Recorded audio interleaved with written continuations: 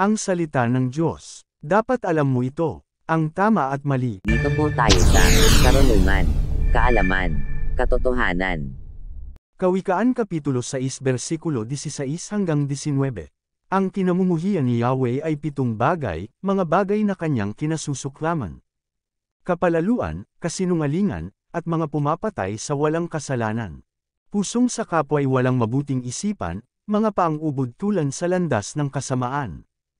Saksing sinungaling, mapaglubad ng buhangin, pag-awayin ng kapwa, laging gusto niyang gawin.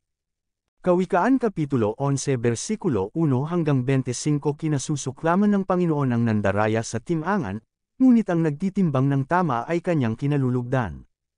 Ang taong mayabang ay madaling mapahiya, ngunit may karunungan ng taong mapagpakumbaba.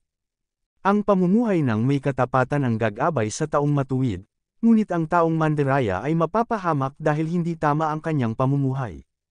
Ang kayamanan ay hindi makakatulong sa araw ng paghuhukom, ngunit ang matuwid na pamumuhay ay magliligtas sa iyo sa kamatayan. Ang matuwid at walang kapintasang pamumuhay ay makapagpapagaan ng buhay, ngunit ang masamang pamumuhay ay maghahatid ng kapahamakan. Ang pamumuhay ng taong matuwid ang magliligtas sa kanya, ngunit ang hangad ng taong mandaraya ang magpapahamak sa kanya. Kapag namatay ang taong masama, pag-asa niyay mawawala, at ang kanyang mga inaasahan ay mawawalan ng kabuluhan. Inililigtas ng Diyos sa kahirapan ang matuwid, ngunit ang masama ay kanyang pinapabayaan. Sinisira ng hindi makadiyos ang kapwa niya sa pamamagitan ng kanyang mga salita. Ang taong matuwid ay may iligtas ng kanyang kaalaman.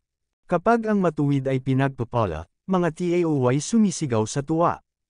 At kapag ang masama ay napapahamak, ganoon din ang kanilang ginagawa. Umuunlad ang isang bayan sa pagpapala ng mga mamamayang matuwid, subalit nawawasak ito sa pamamagitan ng salita ng masama.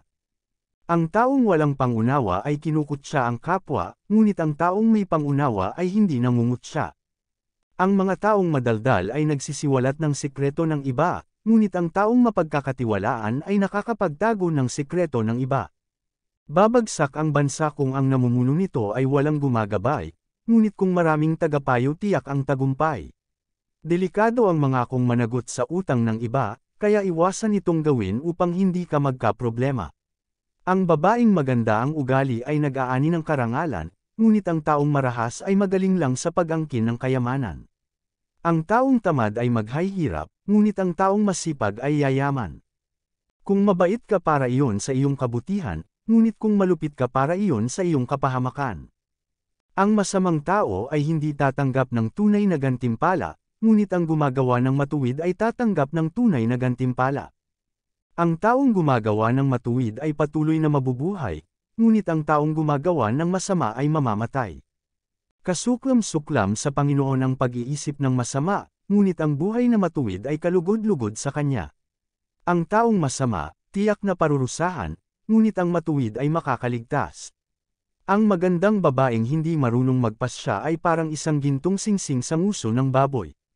Ang ninanais ng matuwid ay pawang kabutihan, ngunit ang ninanais ng masama ay nagdudulot ng kaguluhan.